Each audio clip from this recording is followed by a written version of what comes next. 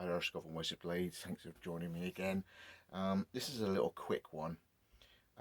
It's something that I do, sort of ripped off from when I used to do a previous job.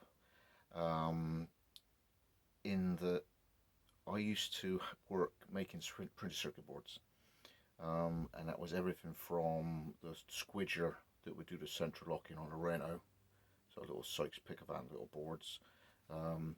Fire alarm zone panels we do in Tesco's, which was Alarm Tech, right up to we did the HUD field buffer board for Apache gunships, and you had to make sure that the spec for the job followed along with the job, the printed sheet.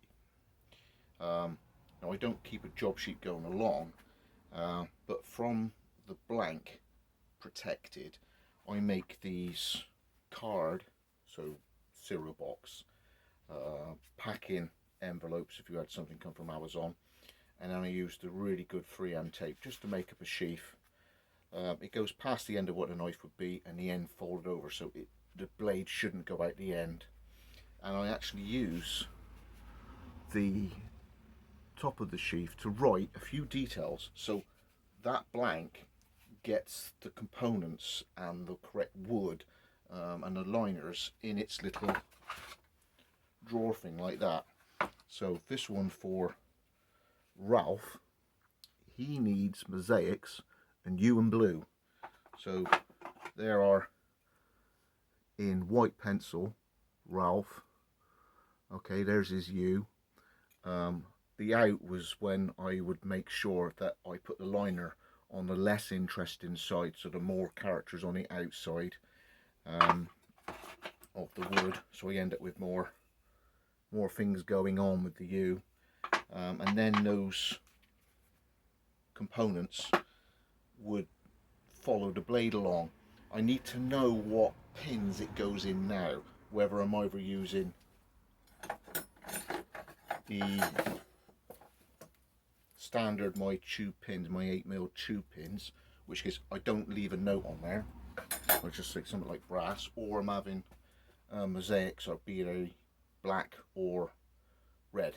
So I leave a little note on there, and as you finish that job, you can either cross that out and then write a bit further down, or you can, what I do is generally reinforce the top of the sheath with one more layer of tape, and you actually make these stronger and stronger and stronger as the days go on. So on this one here, this is for Lewis.